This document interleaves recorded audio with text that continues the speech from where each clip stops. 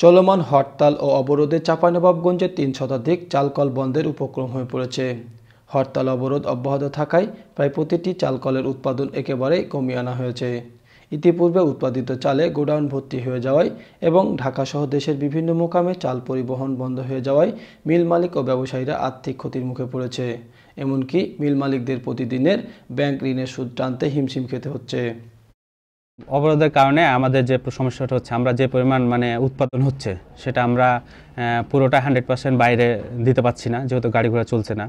এই কারণে আমাদের হয়তো 10% যাচ্ছে বা হয়তো 20% যাচ্ছে, বাকি অবশিষ্টটা থেকে যাচ্ছে।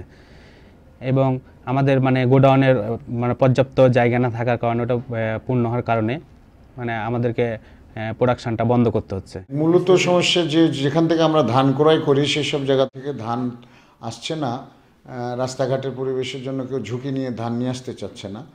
আর ধান যদি কোনো কারণে নিয়ে আসাও যাচ্ছে ঝুঁকি নিয়ে, প্রোডাকশান করে মিলেই থেকে যাচ্ছে ধান, এটা সরবরাহ করা যাচ্ছে না। আবার ওই একই সমস্যা, যেটা হলো যেসব জায়গায় আমরা সরবরাহ দিব সেসব জায়গাতে গাড়ি পাওয়া যাচ্ছে না। গাড়ি পাওয়া গেলেও অনেক বেশি ভাড়া, যেটার সাথে সমন্বয় করলে আমাদের ব্যবসার খুব ক্ষতি হচ্ছে।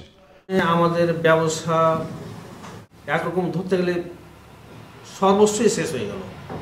কারণ আমরা ব্যাংকের কোটি কোটি টাকা ব্যবহার করছি, মাল সময় মতো মোকামে পৌঁছাতে পারছি না, মোকাম থেকে আমরা কোনো মাল নিয়ে আসতে পারছি না। আমরা ব্যাংকের টাকা ব্যবহার করি, টাকা তো আমাদের না। এই ব্যাংকের টাকা চাকা, প্রফিটের যে চাকা, এটা তো আর বন্ধ নাই। আমার মিলে যে 200 কর্মচারী আছে, বাইরে থেকে যদি মাল না নিয়ে আসতে পারে তো মিল অটোমেটিক আপন গতিতেই বন্ধ হয়ে যাবে। এদিকে হরতাল ও অবরোধের জেলার মিলগুলোতে ইতিপূর্বে উৎপাদিত চালে গোডাউন ভর্তি হয়ে যায় নতুন করে উৎপাদন বন্ধ রেখেছে মিল মালিকরা। আর এই অবস্থা চলতে থাকলে বড় মিল মালিকদের পাশাপাশি ছোট মিল মালিক ও চাতাল ব্যবসায়ীরা দেউলিয়া হয়ে পড়বে। এতে করে জেলাতে প্রতিদিন প্রায় 50 লক্ষ টাকা ক্ষতি হচ্ছে। আমাদের বাংলাদেশে বা উত্তরবঙ্গে যে চাউল উৎপাদিত হয় তার মধ্যে চাঁপাইনবাবগঞ্জ প্রায় দ্বিতীয় পজিশনে আছে। এবং এই উৎপাদিত চাউল আমরা 10 থেকে 20% চাল রপ্তানি দিতে পারছি এবং খুব কষ্ট করে, খুব অত্যন্ত টেনশনের মধ্যে এগুলো রপ্তানি দিচ্ছি। বিডিআর, বিজিবি, পুলিশ, র্যাব দিয়ে এগুলো পৌঁছে দিচ্ছে, কিন্তু এতে আমরা সন্তুষ্ট না, কারণ আমাদের উৎপাদিত চাল সমস্ত পাঠাতে পারছি না। আমাদের খুব অনেক ক্ষতি।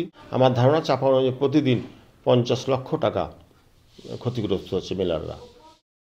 জেলা প্রশাসন চাল পরিবহনের নিরাপত্তা দিলেও আশ্বাস পাচ্ছেন না ব্যবসায়ী নেতারা। অপরদিকে হরতাল ও অবরোধকারীদের পেট্রোল বোমা হামলায় একাধিক ট্রাক পুড়ে ভস্মীভূত ও চালকরা অগ্নিদগ্ধ হয়। এ কারণে ট্রাক মালিকরা চাল পরিবহনে অনাগ্রহ প্রকাশ করায় পরিস্থিতি আরও জটিল হয়ে পড়েছে।